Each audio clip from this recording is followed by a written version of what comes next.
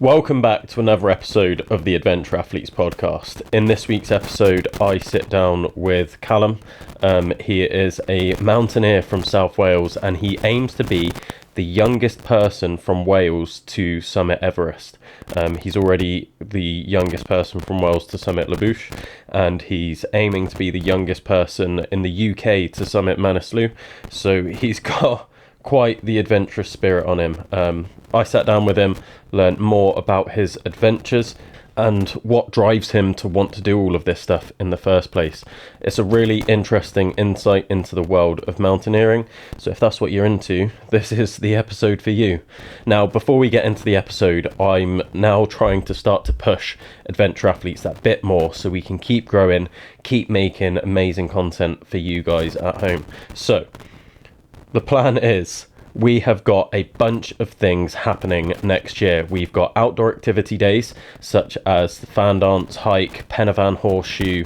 We're going to do the Welsh Free Peaks, the Abergavenny Free Peaks, National Free Peaks. These are all up on the website now and they are our early birding prices. So these prices are going to increase at some point next year, probably at the end of January. So just a heads up that these prices are going to go up. I'm just giving everyone an opportunity to get in there before the prices go up. Then we've got other things going on. So we're going to be running our first ever Adventure Athlete races next year. So we're going to do two races. We haven't announced these yet, so if you want to learn more about them, go over to Adventure Athletes Training on Instagram, give us a follow, and you'll be the first to know about any of the events that we're doing next year, which is very exciting for me. We've got our usual sponsored athlete program still running in the background. So we've got George, Rose and Courtney, and they're all going to be taking a bigger step up into the business into the new year. We've got our online and in-person coaching. We've got sports massage. There's a hell of a lot going on with Adventure Athletes. So if you want to help support us and help build the brand, go over to adventureathletes.co.uk, see what we do and get involved, whether that's you want coaching to do your first ever event, whether you want sports massage to help you recover better and just be more prepared for your adventures. And that comes along with the sort of rehab side of things and prehab to stop you getting injured and to help you recover from injuries and get back to the sports you love. I've been working with people with injuries for years. I myself have spent years being injured, so I know the sort of ins and outs of what it takes to get better and return to sport, basically. So once you're signed off from general physio, things like that, I can help you get back to sport. Something that I'm very passionate about is getting people back after an injury. It could be you want to come on an adventure with us, you want to come do the 3 peaks, any of the 3 peaks with us. That would be amazing to see more people getting involved, getting in the mountains. It could be joining in with our events next year. These are going to be some cracking events. I've gone to enough events now, and so have the sponsored athletes, where we've sort of got an idea on what makes an event good and what makes an event bad, and we're dedicated to making the best events we can. We want to make it really personal. We want to make it just a real experience for you guys that are going to come and take part. I'm so excited for what 2026 holds for Adventure Athletes. But for now, enjoy the podcast. What was your call to adventure? I mean, like, from a young age, I was always doing sport, but I was never that person who stuck to a sport. So I was doing all the unadventurous sports, like football, rugby, like all the unadventurous sports you could think of. And then I actually took rock climbing up, relatively young, like 8-ish. I'd say I started taking it, like, slightly more seriously. And then as I got older, I started doing it competitively. And I think it was more of, like, I enjoyed sport side of it and the activity side of it, but I needed something that was more engaging, because an adventure sport is, like, you take it more mentally as well, whereas you never really get so much of the mental aspect in these, more done sports. So I was looking for something that was, like, gonna stimulate me, like, mentally and physically. So I took up rock climbing, but then again I quit rock climbing like really recently.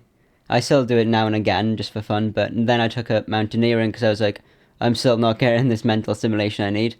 And then obviously now I'm gonna go on all my mountaineering adventures and everything like that. So I think my call for adventure was more finding that mental stability in the craziness.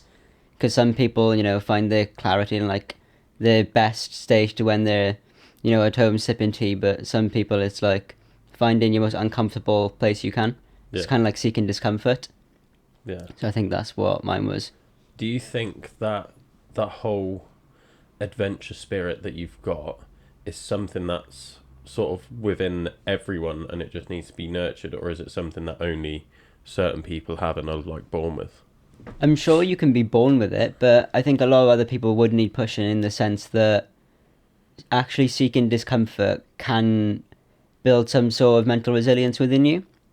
It can change the frameworks of what you are because seeking discomfort actually makes everyday activities a lot easier. So if you miss it, like running late for your flight or missing your flight, most people will be stressing out their minds running and everything. But once you've kind of seek discomfort in that sense, you build a mental tolerance to stress. So I think it's beneficial to everyone, and it's more the sense of trying to seek it. And you know, that's up to them. You can't really force upon someone to seek discomfort. You can help them as much as you want to, but I think seeking discomfort is always gonna, in a way, benefit people. It's just up to them whether they want to take it upon themselves. Yeah. Do you think there's anything that's sort of happened in your life that's made you more prone to seeking that sort of level of discomfort? Because you're quite young to Yeah, be getting into all of this sort of stuff. I don't know. I always found everyday activities very bland. Um, any normal sport, I was just like, oh, this is very bland, and like, I'm not exactly enjoying it. And I always put the reason I wasn't enjoying it down to not having that craziness in my life. So, like, in my sense of life, I always need something a bit crazy to keep me going. And if I don't, I usually end up sitting in bed and just like going crazy because I don't have that stimulation I need. So I don't think there was a particular point in my life, but it's kind of been like a steady thing throughout my life that I've always known I've needed from a young age. Yeah. Yeah. So why why mountaineering out of everything? I know you said you got in through like rock climbing, and then Yeah. I'd see that as sort of like a progression on rock climbing. Yeah. But what about mountaineering in particular interests you? I mean, with rock climbing, you're there for, one day. It's hard for that one day, and then you can go home back to your comfy bed. Whereas mountaineering is one of those things where you're there for weeks and you're really getting tested throughout the weeks. It's not just like, you can wake up and then just go to sleep. Like, even when you're sleeping, you're getting out of breath. Because I remember when on my last trip, I was at high camp and I was laying there and then I flipped over in the middle of the night and I was out of breath and I was like, oh, well, where's that come from? So it's kind of a battle throughout the weeks. So I think it's more interest in knowing that, you've got to go to sleep knowing the next morning you've got to do something shit again. So it's kind of like it's kind of the worst battle you can. But it's amazing, like, I think it's the only sport where you're waking up consecutively for days knowing you're going through more shit every day. Yeah. But everyone loves it. So I don't know how everyone keeps in the spirit, but they do. Yeah. I think with rock climbing, you can just go to sleep the next day and you'll be fine. You're looking to do the next thing. Whereas with mountaineering, everyone's saying it's shit, but they still do it for some reason.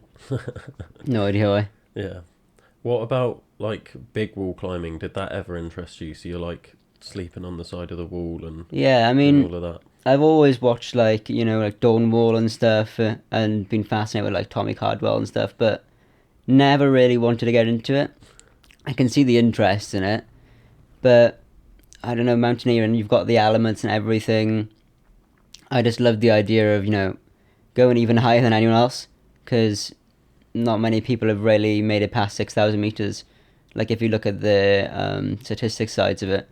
So it's very interesting to be able to tell people, oh, I've been higher than everyone else. So yeah, I think big wall climbing was always very interesting for me, but it was more from a watching side. and I don't think I'd be that good at it because I was never like, one of my biggest downfalls in climbing was endurance, which is silly now. And going into mountaineering, but like, yeah, I was never good at endurance in like climbing. So mountaineering is just one of those things where you get your summit photo and it's days of torture in the weather, and it's also like the forever changing environment because the weather's going to change your weather window. There's so many different things that can change that you'd never know. So I think it's like the hidden aspect of it that you don't see that make it really interesting. Yeah. So making that transition from climbing to mountaineering, then, like, I always wonder how people do it because we live in the UK. Like, Yeah, shit. the tallest mountain we've got is Ben Nevis, and that's like you walk up it. Yeah. I mean, yeah, that's why like I did it in a very different way than everyone else, really. Most people wait till winter, go to Scotland, and you've got some like really cool winter ascents in Scotland. I kind of skipped that and said fuck it and went to Nepal straight away. So I went to Nepal, did a 6,000 meter. Um, I wouldn't say that's a normal way to get into mountaineering, but I just thought, well, there's only one way to find out if I like it, and this is the quickest route to the goal I want, which obviously is Everest. So it was the quickest way that I could think for myself to actually get on that route to Everest. And then obviously Manaslu the year after, and I was just like, well, this is the quickest route I can think of, so I might as well just go for it. But I think the typical person would usually go to Scotland and do some winter ascents there, which I'd like to do this year now, do some winter ascents. But I think after all that is like trying to get all the technical aspects in Scotland in winter, which is it's hard with the UK because it's all seasonal. Like you've got to wait till winter, but then a lot of these mountaineers are already rich, so they go into like traveling all year round. Because I met a woman on my last journey, and she's literally like, oh, I'm leaving Nepal now. I'm going to Germany to see family. Then I'm going straight back mountaineering in France. Then I'm going to Italy. And like where she got this money, she's like, oh, my husband's rich. So a lot of them come from money or they've got something. But like for people who don't have much money, it's hard because all we've got is Scotland, unfortunately, in winter. Yeah.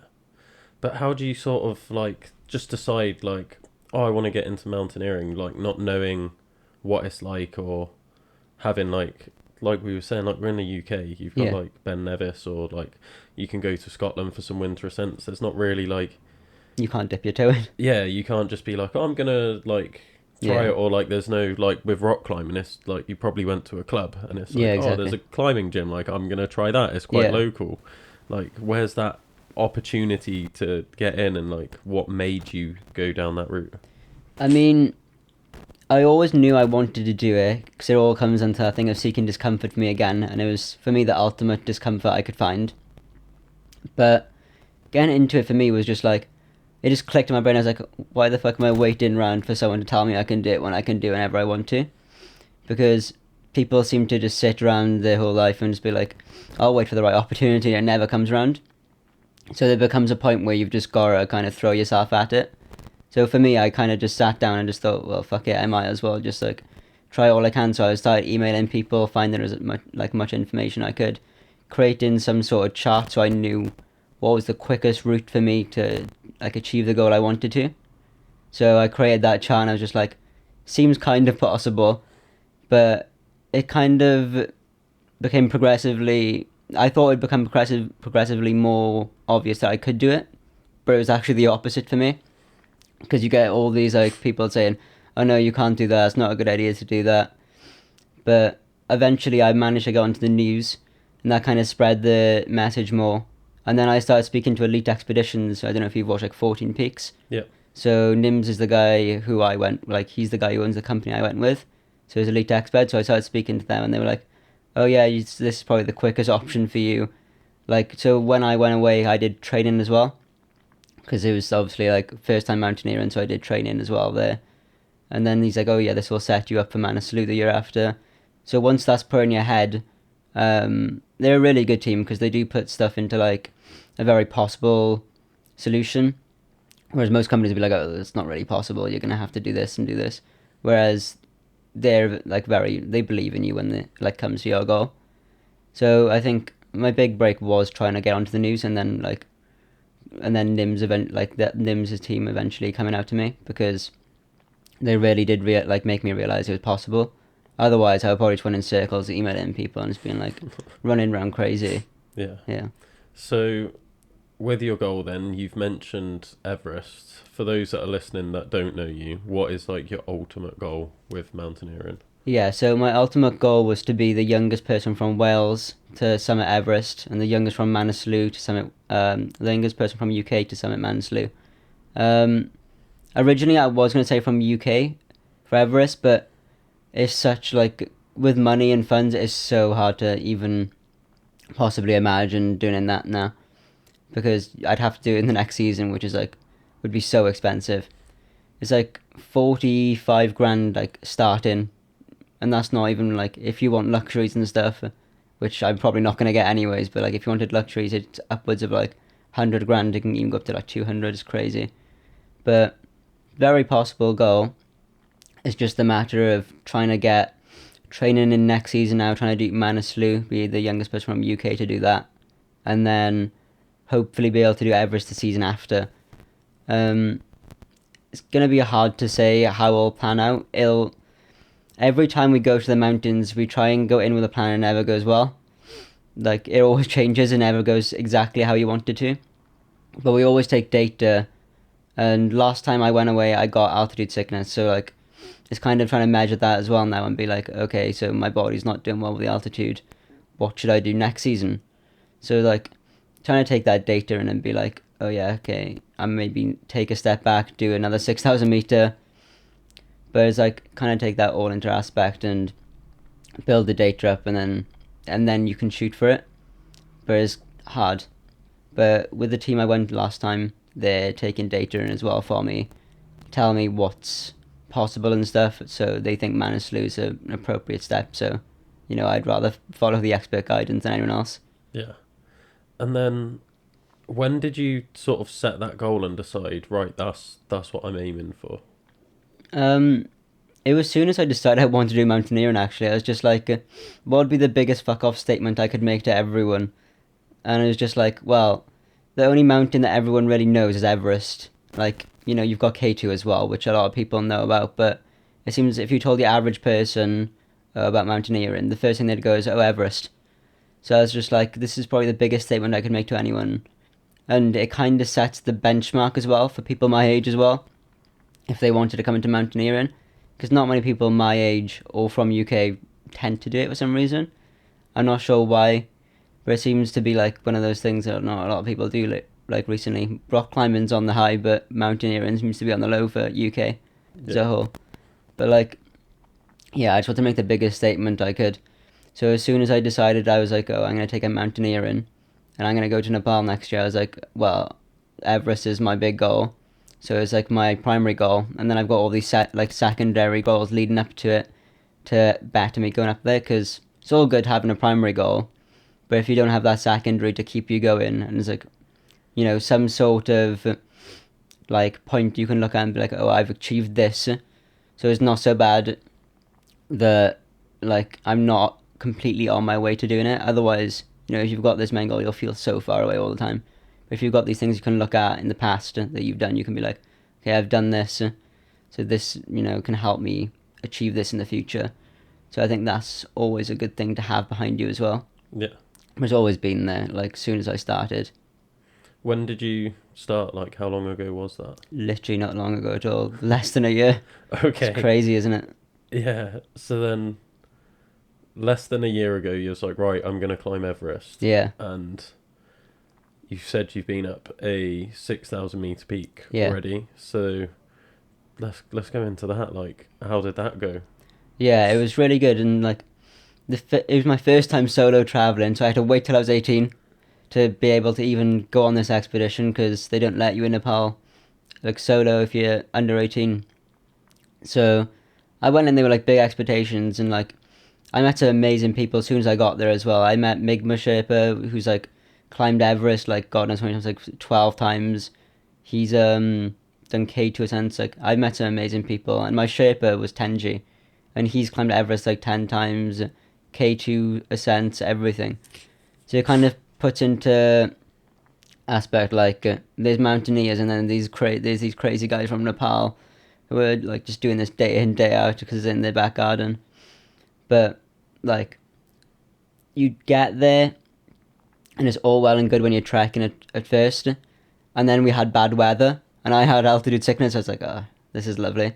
So I got altitude sickness. I went down in altitude, so I was just sat there eating my porridge, just thinking, oh, this is the shittest thing I've ever done. I'm just eating porridge here, barely keeping it in because obviously you feel sick when you've got altitude.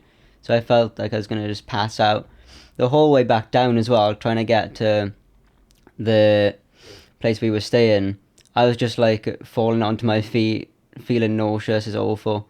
And to think like it can get worse than that if you don't look after it is crazy. And then bad weather hit us, and there was a cyclone from India or something, and we were just like, oh well, this is going really shit. We might have to even consider like, aborting mission and just like having a few contingency days where we just stay inside and do nothing, because everyone was going back down. All the trackers were like, well, we're not, the tracking companies didn't want to take anyone. They were like, yeah, we'll go back down. People who were doing 3 track passes were ended up doing like 1 track passes or 2 track passes. They didn't end up doing half of their track. But then the weather got a bit better through the day. Still snowing, but like light. And then we decided to go up to high camp. High camp, the one guy that took us to the place we were staying actually didn't know how to get up to high camp. So he got us lost like 10 times. So we were just walking through like this random mountainous area with loads of yaks, and we're asking people like, oh, is this the way to high camp? And they're like, we don't know either. So we were trying to get there. We didn't know where we were going. We ended up getting there by somehow, because it's this guy with a stick just with yaks taking them up the mountain. So we managed to get there, but as soon as we got there was like snow meters deep in our camp. It was awful. And it's like, I think in the night we end up getting to like -20. But it really like makes you realise how hard this stuff is. Because you kind of, before you go into it, you think, oh, I'm amazing, I'll be fine. You always have this thing in your mind that you think you're invincible. But it really makes you realise that you're not, and these are things like a lot bigger than you. Because like the weather was insane on summit day. We woke up at 2 a.m, trekking through the snow at 2 a.m. We had like put our massive 6,000 meter boots on, big like insulated pants, all these layers, and it was still fucking freezing because it was -20. We were eating our porridge in our tent, and we're like, okay, it's time to go now. So we all had our head torches on. You see like a line of head torches going up, and then everyone's like, oh, we're gonna turn back around. There's just random people turning back around all the time because of the weather. We didn't realise how bad it was, because we ended up becoming the first group in line, which is not always where you want to be, because obviously then you're stepping into the snow that hasn't been cut through. You can't see the path or nothing. But the snow was so bad, like at some points I think we dropped into snow down to our neck, and it's just like, oh, this is getting a bit worse than we thought it was. And then our fixed line got buried. So Nepal works off a fixed line system, so you all go up a fixed line and just clip yourself in and go up. It's really easy usually, like not technical whatsoever, just clip yourself into the fixed line. But then our fixed line just went missing from nowhere. We're like, oh, okay, we'll search for it for a bit. We searched for it, nothing there whatsoever. So we ended up taking a left and just following the mountain round and doing this really weird technical route instead, which made no sense at all at the time. But our shaper was just like, oh, I'll be fine, don't worry. So we just followed him in the hope that we'd make it to the summit.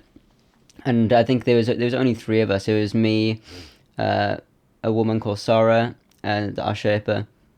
And the weather just kept on getting worse and worse. My beard froze over and everything. It was awful. But most people ended up either turning around or just like accepting defeat and just sitting there for a bit and just chilling. Because I don't think the one guy said he hasn't seen weather like this there for years. It was really bad. And he like climbs it, like he said he went up there the day after with his son. And he's just like, oh yeah, I went up there the day after with my son. But it's some of the worst weather he's seen. It was absolutely crazy. And yeah, we managed to make it to summit, but it was just like coming down seemed to be the worst that I thought than anything else. because again we didn't have fixed lines or nothing, so we were kind of just like on that one section where there was no fixed line, it was just like really awkward. But overall, I think I could push further. Like after going on that trip and feeling, I'm kind of glad that the weather went the way it did, because I think everyone there said the same. They were glad the weather went the way it was, because now it kind of sets you up for the future, knowing that you could push yourself to that limit, and you can feel like you can push further as well. So it's good having these kind of experiences where it goes completely fucking tits up, because it teaches you then how to handle those experiences. So now I'm like quite confident that I could deal with something even harder. So I think it's like a very good learning curve of a trip that I took, to be honest. I don't think is near as hard as what I'm going to do in the future, but I think is a really good like thing to say, oh, I've done this. This is a really good goal. Now to look on to doing something harder again. Yeah. And you've got Manaslu booked in for next year. I haven't got it booked in yet, but trying to get it booked in, because I'm trying to decide what team I want to do it with, to be honest. So it was either Elite Exped or Agro Adventure as well. So it's kind of figuring out where I want to go with what team. Yeah. Because like with Elite Exped, they have a few packages. They have like the peasant package, which is like bare bones nothing. Like you just get what you're given, and then you have like 3 other packages, like VIP, then VVIP. Is crazy. They have so many different packages, but it's mostly because of these corporate people just like wanting to get the easiest experience they can, which isn't really what the mountains is ever about. Yeah. So what's the benefit of going with this other company if you don't go with Elite Expert? So it's a lot cheaper, and you get a more personal experience with them as well, because it's a smaller team. So it's like kind of measuring that up and being like, do I want a more personal experience? I'll go with these guys I've been with before, which were really good and like, you know, led the expedition amazing. Yeah. And then like the whole time you was talking about the mountain, you basically just said how shit it was. Yeah, exactly. And you still love it. What makes you still love the fact that it's that shit? Like you said, you had to go down from altitude sickness and you sat there eating porridge. Like, do you not question like, what am I doing? Why am I doing this? Like, there's multiple times on the trip where you'll be like, what? Why the fuck am I here? But it always comes down to that thing, like, after you've come down from the mountain, you kind of get that like serene feeling. So it's like seeking discomfort really does help you, because as soon as I came down, I was just like, fuck, I've just pushed myself past the capability I've ever thought I would. And it really does like hit you in like a way no other sport would, because it like you're for weeks, you're just dying for weeks literally in the mountains, and then you come down, you're like, well, that was chill. And it's like it's a weird feeling once you come down, but you can't really explain why you actually enjoy it, because everyone I was there as well was like, this is absolutely shit, but I'm doing it next year. Everyone loves it for some reason. Like, you do have moments on the mountain like where you're having like fun and stuff, but I think is more of the teaching side of it, like teaching you that you can have fun whilst being discomforted as well, because you're under discomfort for so long, but everyone's still smiling and cracking jokes with each other. Like, it's an amazing time out as well with friends, if like you wanted to go with a friend or something, because you're in discomfort the whole time, but you're just taking a lot, like piss out of each other and everything. Yeah, it's a really good trip.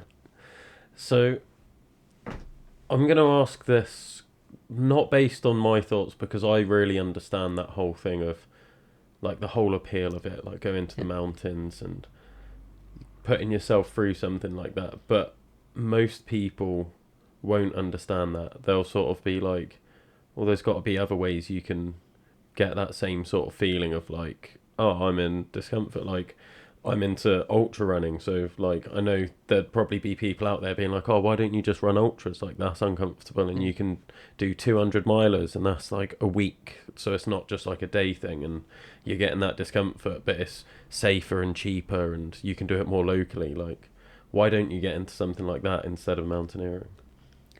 I mean, like, it's hard to say really, but I think everyone has that primal thing inside of them. They want to experience discomfort.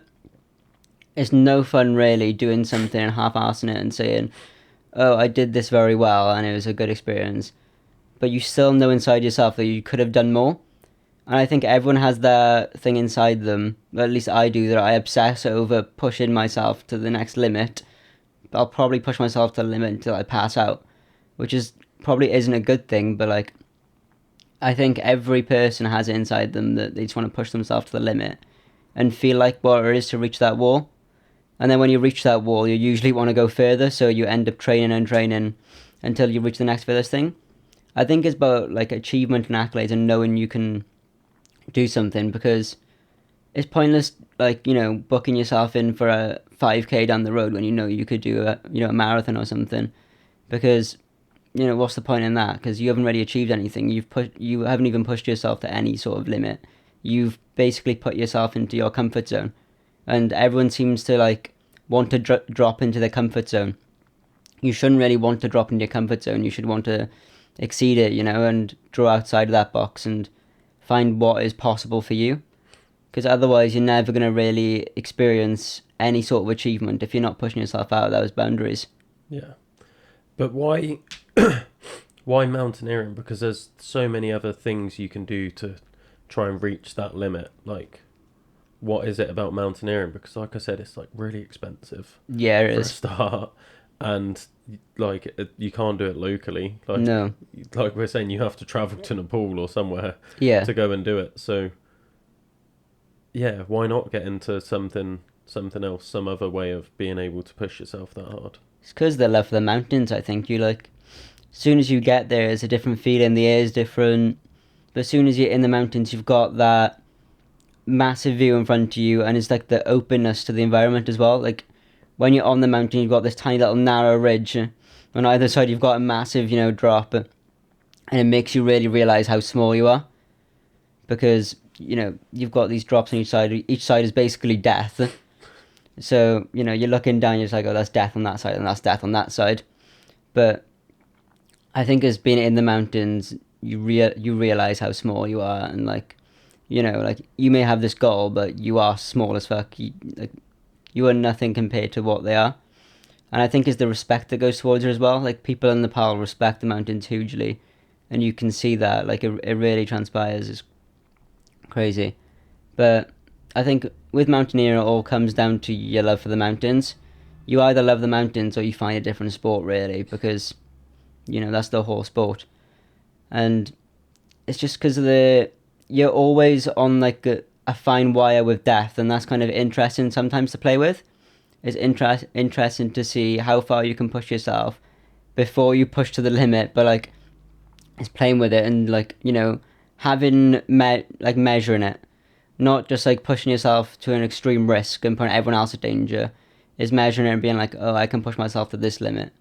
It's like one of those things that it tests you in multiple ways. It's like technical ability, the physical ability towards it, your mental grit. There's so many things that mountaineering tests that a usual sport wouldn't, because you're in those environments for so long where you're, in the face of danger. No other sport, I would say, tests it like you, really. Yeah, no, that makes sense. With the mountains, then, like we're saying, like you have to travel to get to them. Yeah. Like it's not like Snowdon. It's not like Penavan. Like Yeah. half-hour drive. Hiking up it. How do you train for it in the UK? Like, how can someone that's interested in doing it make sure that when they go on a trip, they're like in the best sort of shape they can be? The best thing you can do, literally, like cardiovascular wise, obviously, we have the Brecon Beacons. Like, that's the closest thing we have to any sort of mountain. I wouldn't really say it's like a crazy achievement or anything, but for some people it would be, obviously. But I think if you're looking to get into mountaineering, if you want to get the cardiovascular side of it, go running up and down the Brecon Beacons. I'm sure you'll get fit enough. It's common sense, to know how to do cardiovascular exercise. It's common knowledge to anyone how to do it. So it's easy enough to build your cardiovascular up. But then the technical side of it in UK is nearly impossible to like get around. So like, you'd have to end up going to Scotland in winter Or I know in Scotland they've got a place where you can do training on the ice. You can do ice climbing training and stuff. But there's not much on the technical side of stuff you can really train for it. You do have to do these like like these trips away, like every so often, which is part of the sport, and that's why we love it for. But you've got to go away to these places and to get the technical aspect of it. But you can do your training anyway. You can do any cardiovascular, as you do running and stuff. You can do. It's easy, isn't it? It doesn't take like a smart person to know how to do cardio training. Yeah.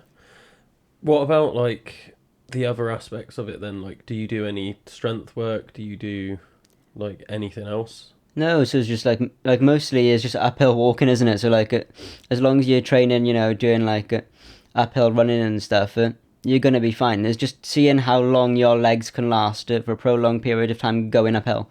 That's basically what mountaineering is, and seeing how well your legs can last doing that, and that's all you can really do. And then like the altitude side of it, you can't train here, unfortunately. So you have to go on these trips and test yourself in the altitude like 3 times a year probably, usually, depending on the season. And that's the only way we can really train her, unfortunately. But it's why we love the sport, because you get to travel with her as well, which is one of the upsides of it as well, I'd say, because you get to experience these like all the different mountain cultures and stuff. Because Nepal has a crazy mountain culture, and so I'm sure other ones do too, like Pakistan, etc. Yeah. What about closer mountains and things like that? Like, would you consider doing trips to like the Alps and stuff just to Oh get some yeah, practice in? yeah, I'd 100% go to the Alps, and it's not just to get practice in either. They have loads of like technical stuff out there, and as I said to myself, as soon as I finish like doing the goal I'm doing now, I really want to get into like technical mountaineering. So I'd love to go to like the Alps and stuff. We'll see, but like I think once I've done all this, I'd like to go to the Alps and try some technical mountaineering. But then after that, again, I'd like to go back to Nepal and try and do some technical mountaineering above 6,000 meters, because that kind of got forgotten about for a while. And a lot of people have tried to push the boundaries of like 6,000 meter technical mountaineering. Yeah. So when you're talking about technical, like, what does that entail? So it'd be like alpine climbing, so mixed climbing, like where there's ice, rock, a bit of everything. So it's a lot harder because obviously there's a reason why people don't do it like at high altitude. So that's why I was saying it'd be interesting to do it at 6,000 meters, because then you've come into account with the altitude, and you've also got the technical aspect. So you're getting out of breath and getting forced to make these decisions whilst under, your brain is completely different when you're at altitude. Is you actually get like brain damage sometimes from spending too much time at altitude. So it's very interesting because it makes you rush your decisions sometimes, and you get altitude headaches as well. Altitude headaches are a nightmare, especially when obviously you're trying to think a lot and stuff. But when you're trying to think at altitude, it's a lot harder. It takes a lot more energy out of you. I mean, you're burning 50% more calories at 6,000 meters. So obviously, I think it'd be interesting to do this technical stuff at high altitude, because you're testing yourself in a weird way, because you're making these decisions which are life or death decisions, but then again, you are struggling to make decisions yourself because of the altitude. It's a really interesting thing that a lot of people have forgotten that still exists. Not many people do it anymore. Yeah. So it's more sort of like rock climbing and ice climbing. Yeah, it's a mix of everything. Yeah. Rather than just the sort of hiking that Yeah, you're on it makes it more interesting. And just at altitude, I haven't seen anyone do it for years. I don't know why that is, but it kind of stopped for a while. But I think it'd be interesting if someone now came back into the scene and was like, okay, this is possible. Because it's very much possible. It's just like the problem is with mountaineering. There's only so many mountains. So like they've just opened a few new like 6,000 meter mountains in Nepal, like officially recognized by them. And I think it'd be interesting to do like technical stuff above that altitude, because not many people do it. We have like the most common one in Nepal was like Amadablam, which is 6'8", and that's like quite a technical mountain. But then again, that's on fixed line, and it is like very, very for the public now, because Nepal government are trying to like get all these companies going there and stuff and get people up the mountain. Yeah. What's been your best experience in mountaineering then? Because like a lot of the things we've said, like we said earlier, is like, oh, this is shit. Like, why am I doing this? What's been like the sort of best experience you've had? I think there's moments on the mountain where I remember like on the mountain where I've like not been out of breath at all, and you kind of reach like a flow state whilst going up these fixed lines. So you clip yourself into this fixed line, and then there's a shaper as you go up smoking a cigarette, and then you're just going past them. But like, yeah, I think there became a point where I realized I wasn't out of breath, and I was just like, whoa, this is actually okay. I'm in the shittest weather I've ever been in, and I just picked up a cigarette off a shaper and started smoking going up this fixed line. I was just like, oh, this is actually okay. I think I kind of like got used to everything, um, and like at that moment you can kind of just take everything around, like everything in and around you. You can talk to people, and you've got this like amazing view that opens up through the clouds now and again because we had the snowstorm, and like you realize like you've pushed yourself to this limit and you've become comfortable with it. So it makes you realize. So if I push myself to this all the time, this will become comfortable because all the shapers doing it as well. They look so comfortable, and it looks like every day for them. But yeah, you kind of push yourself to this flow state where everything is very comfortable in a place where it really shouldn't be, because no humans weren't meant to do that stuff. Yeah, that's it's something that's quite hard to comprehend from someone that's not done it. Yeah, it is. What advice would you give to someone that's looking at getting into it? I think the advice I'd give is don't let people talk you down whatsoever. I mean, the best motivator really, because a lot of people look for external motivation from other people, but I wouldn't really look for that whatsoever. The best motivation you can look for is in yourself usually, and a lot of people don't find that. So you've got to try and find that motivation yourself, because looking around for motivation of other people ain't going to do you anything, you know. People are consumed by their own lives as there is, and their own motivations. So it's about finding that motivation within yourself to want to do it.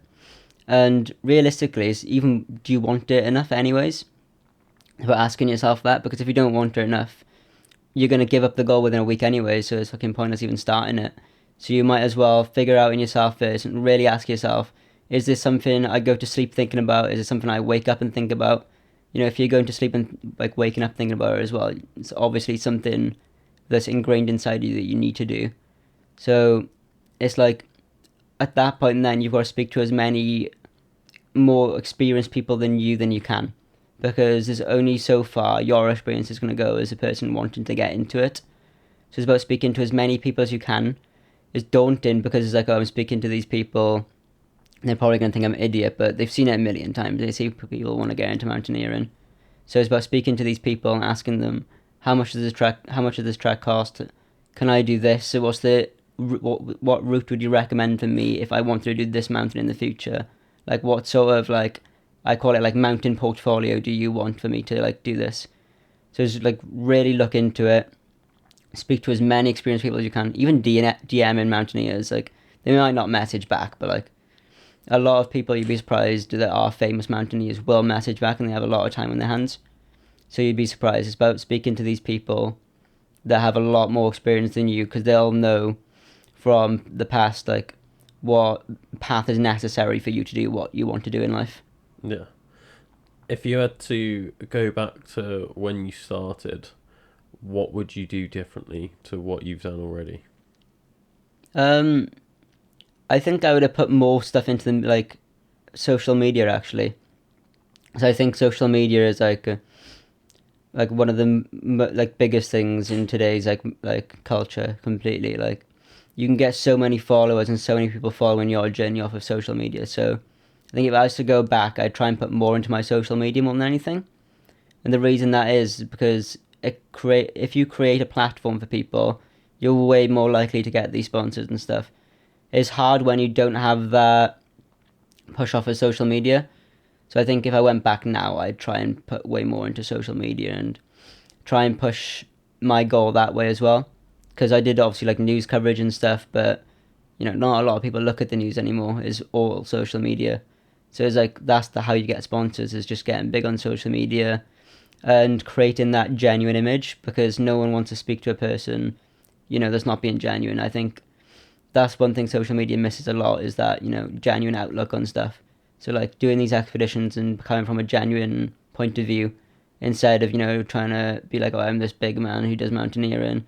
It's about being very genuine with people. So I think I'd try and do that if I went back in the past, and yeah, I think that'd help me a lot. Yeah.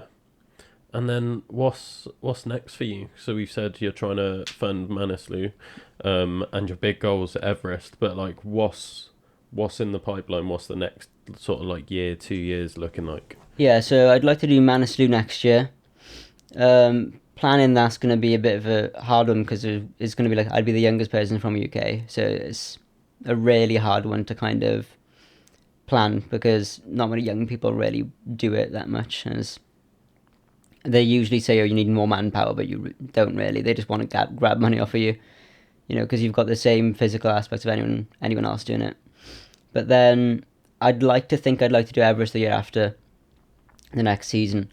But that's all dependent again on sponsors, because you can't just grab 40 grand from the middle of the air. It's an expensive trip.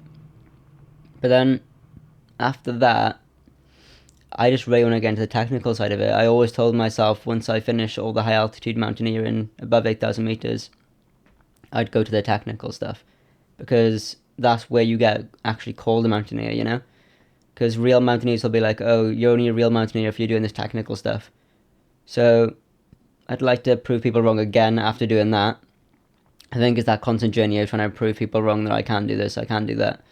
So I think I'd like to look into the technical stuff after that. But it's going to be like a busy years of just training, trying to get that technical like experience in before I even want to attempt something as crazy as doing technical 6,000 meters.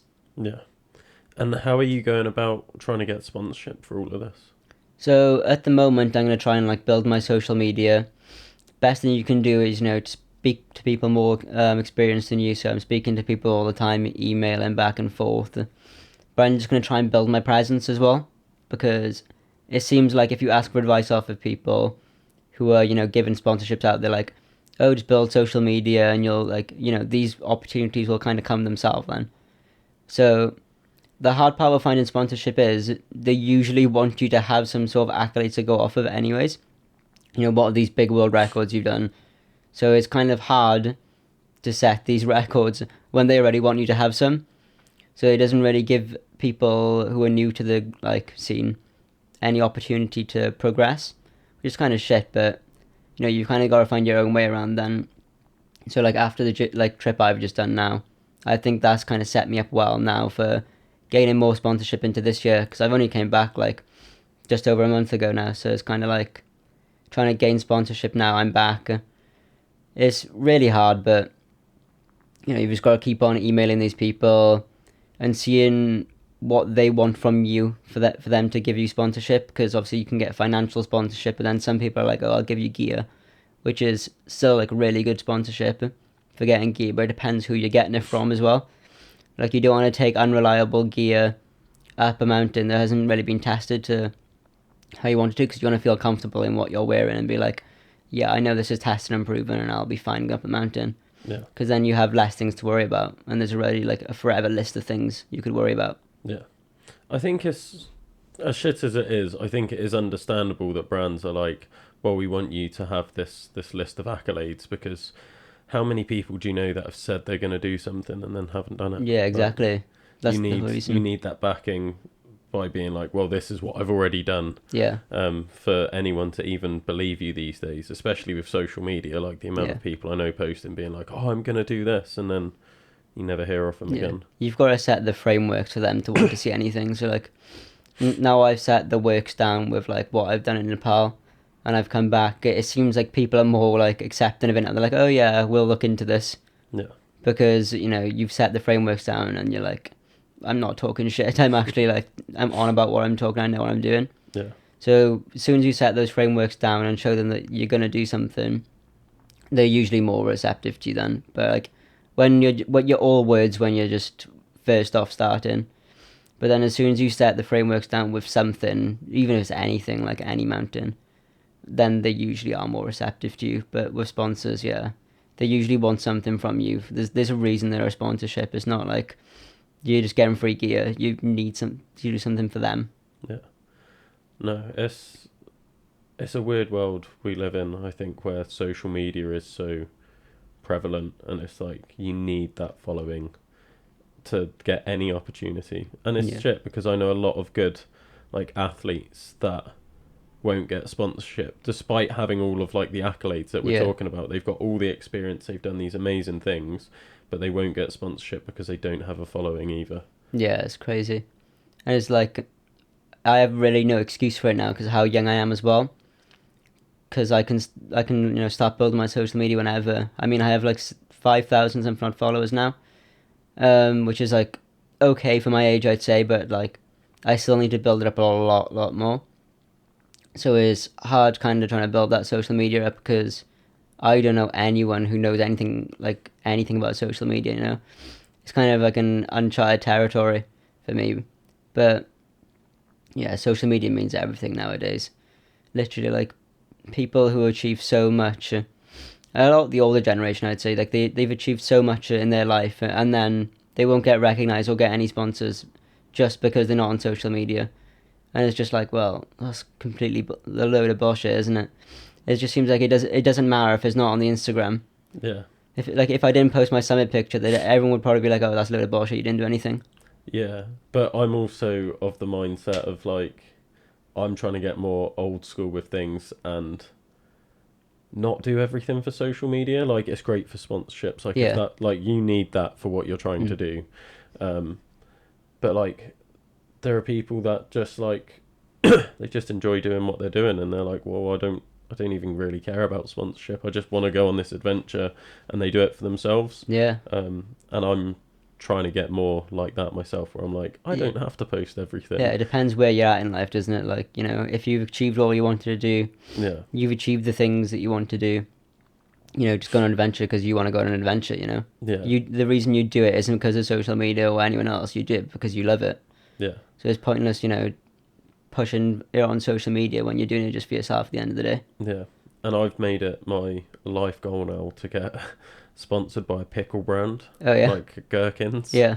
Just because I think it would just be hilarious. Like, I saw a meme on Facebook of an Olympian. I think she was a sprinter, and she's sponsored by a cheese brand. So she sat there having photos with a giant wheel of cheese. And I'm like, I want to do that for pickles. It'd be quite a unique one, wouldn't it? Yeah. Unique sponsor. Everyone's sort of like, like I said, I'm into ultra running, so everyone's trying to get sponsored by all these running brands and stuff. Yeah. And then I'm just like, no, I want to get sponsored by a pickle brand. Yeah. Just because it's just nonsense, and like, yeah, it makes me take it less seriously. Yeah. I get too serious about things. I'm like, how can I make this less serious? The pickle. Yeah, it's a pickle. I think if I was to get sponsored by anybody, it'd be a cranberry juice brand or something like that. Cranberry juice. Yeah. Fair. There was speaks about that before when I was climbing to get a cranberry juice sponsor. So I used to drink it all day. I used to drink a carton of it. Go for it. Yeah, exactly. Push for it. Like, that would be my first thing. Because this could actually work quite well for you. Obviously, a cranberry juice sponsor isn't going to get you to Everest. Yeah. But it can build your social media. Yeah, exactly. So, like, I think you should start emailing cranberry juice companies and just be like, right, I'm going to climb Manaslu, and I'll just drink cranberry juice. Yeah, and see how it goes. Yeah, and like, it'll be in all the pictures, like you just with a carton of cranberry Proven juice. to help altitude sickness. Yeah, exactly. So like, do that, get sponsored by a cranberry juice company, and then like, that will just be like completely memeified, and people would love it. Yeah, you could get a lot of views from that. Yeah, there you go. That's your local boy takes cranberry juice to the top of Everest. that's your into sponsorships. Get a cranberry juice sponsor, make your social media blow up, and then you might get taken seriously by some other brands. Yeah, it's a new logic towards social media. Get sponsored by a random brand. Yeah, it's a unique way to do it. Yeah. So, any cranberry juice sponsors watching, like, give us a shout. Like, get this boy a sponsor. Yeah. Awesome. Where can people go to follow your journey and see how you get on? They can follow me on Instagram. My Instagram is CallumClimbs_. Thanks again for listening to another episode of the Adventure Athletes podcast. Like I said at the start, if you want to help build and grow adventure athletes, head over to adventureathletes.co.uk and check out one of the many services that we are doing for 2026. It could be things like, we've got a run club every Friday evening. I don't talk about this enough. Every Friday evening, I take a group of people out on a run, and it's not just trail running and it's not silly distances. It's just a nice community run, whether it's road, whether it's track, whether it's trail. It's always accessible for majority of people looking to come. We do one trail a month, which is a bit longer, a bit harder to get into, but generally we keep it fairly short and accessible, and just a nice way for people to get in contact with each other. We've got a bunch of new services launching for next year, and I will be running the online running courses again. So the Couch to 5k plan, the 5 to 10, the 10 to half, and the half to ultra plans, they are all going to be live on the website by the time this episode comes out. So if you want to get involved in any of that, then please do. Otherwise, it's just about liking, sharing, subscribing, all of the usual jazz and nonsense that comes along with running a social media channel. The more you guys engage with our content, the bigger and better we can make the content. But until next time, guys.